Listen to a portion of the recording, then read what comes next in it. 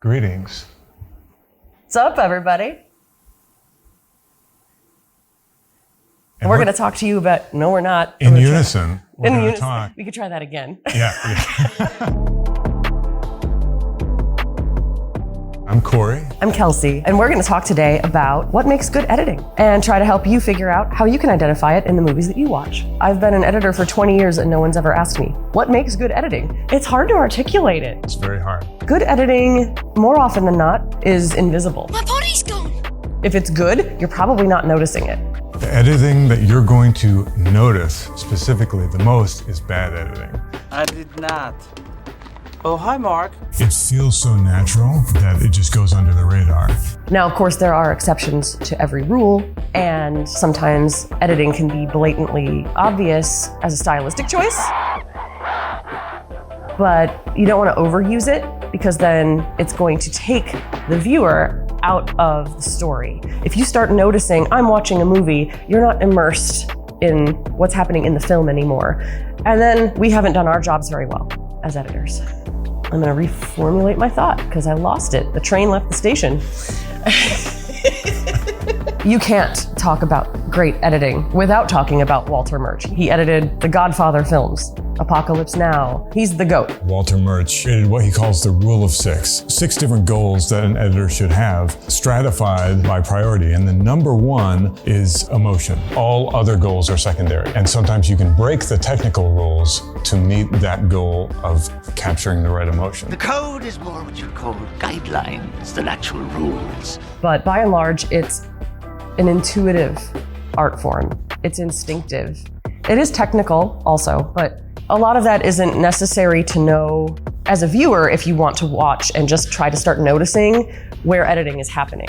I would suggest, if you want to start paying attention to edits, start by watching a film you've already seen, because then you know what's happening, you already know how it ends. Stop, don't come back. Start paying attention to every time you notice the camera cut.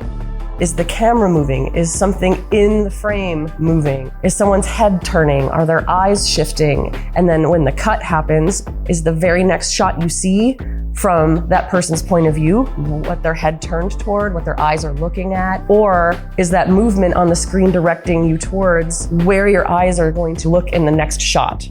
When a lot of people think about editing, they think about where to cut. But I think it's just as important to know when to let the moment breathe. Sometimes to hit that emotional note, you have to let the audience sit with something a little bit. You have to give them a few seconds to feel what your talent is feeling. And that can be really powerful. And it's an important tool for editors to have. Yeah, emotion takes time. I wanted you to say emotion takes time, but you said other great things, so I stole your line.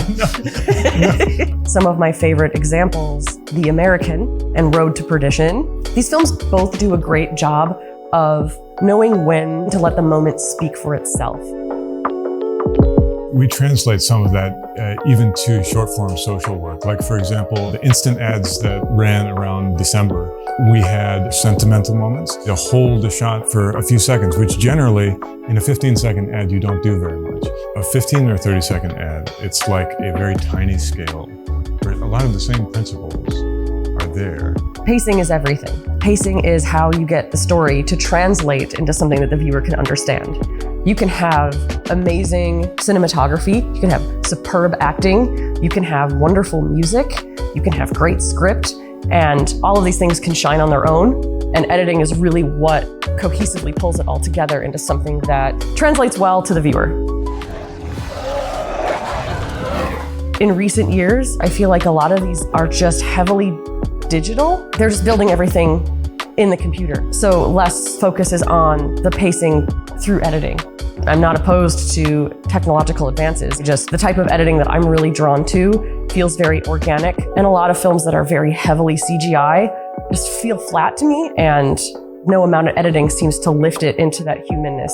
With shot footage that isn't all like CGI, you can pull out organic moments that happen. And that's something that's lost if something is completely structured, the length of shots and everything. There's no spontaneity in CGI. There's not. It's too expensive to be spontaneous. Hey, I think we did all right, sir. Except for the handshake. I'm sweaty. This is not easy.